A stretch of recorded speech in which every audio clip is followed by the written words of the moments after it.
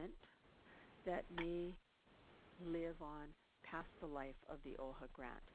If you are requesting the purchase of equipment, we just need a statement from you assuring us that the OHA funding, that piece of equipment, will continue to benefit the Hawaiian community. And then we also fund travel. So we will fund in-state airfare, lodging, car rental, mileage, those kinds of costs. All of our applications are online on the OHA website, as well as more specific information on our new strategic plan. That, in a nutshell, is our OHA Grants program. Do you folks have any questions? Nancy, this is Keoni.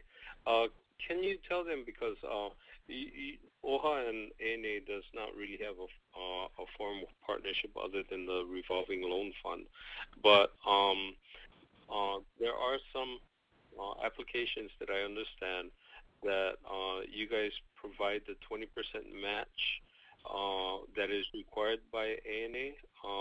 Can you clarify that? Yeah. We were able to provide, or we are able to provide, a match. We're on the second year of funding for a project based out of the Big Island of Hawaii to grow maile. Maile as a lei used in Hawaii for important events, cultural practices. Hawaii, up to this point, has had to import a lot of its maile, and a Big Island-based Hawaiian Civic Club has come up with a project to commercially grow the maile here in the islands and employ Hawaiians. They needed the 20% match in order to put in for the ANA grant request. Initially, OHA was just able to provide a letter of commitment to the project, which was subject to the full approval of our Board of Trustees.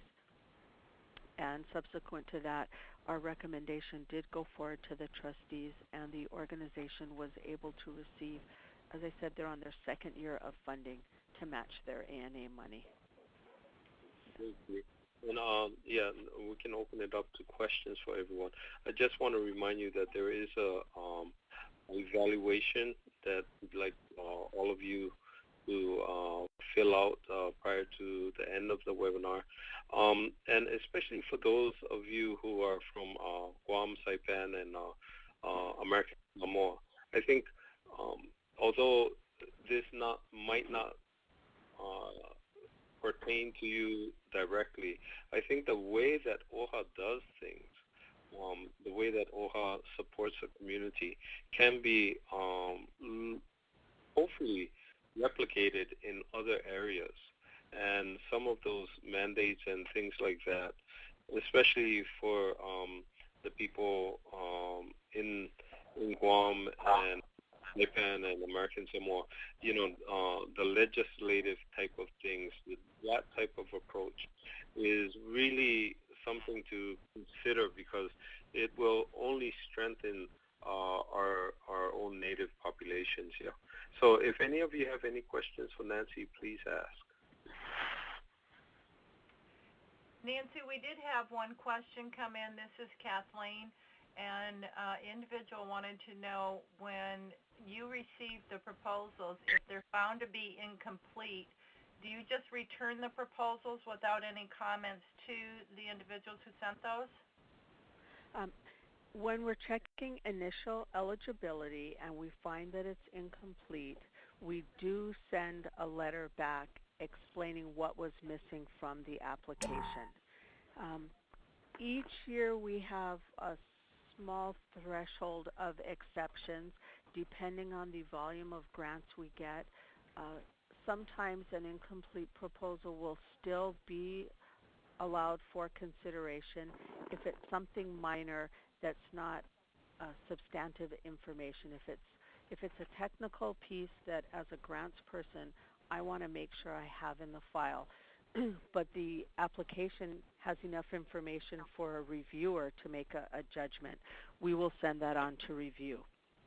Now, there's a A second point of denial, as applications go through the review process, if reviewers do not make a strong recommendation for a proposal, when we send that update letter to the applicant, we will also be letting them know what the weaknesses were in their proposal and encourage them to apply in the next year. And we have had several organizations who have been denied on their initial year of application. They've addressed those concerns, applied again, and have received funding.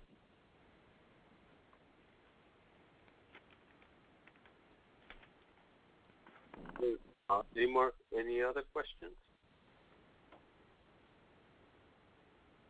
Again, I think that it's important to note the way that that OHA does things, and hopefully there are organizations within the territories and the CNMA that can step up to the plate and offer this type of support services for the community. Yeah? And I think that that's really, really important. And at this point, there is nothing, and generally follows the same guidelines. And I think that that's really, really, really important because, you know, NA oftentimes has the reputation of being the hardest grant opportunity to write for. But at the same time, you know, there are other organizations that replicate it. So if you can write for ANA, then you can write for anything else. So that's really important. Anybody else out there wants to make any kind of comment?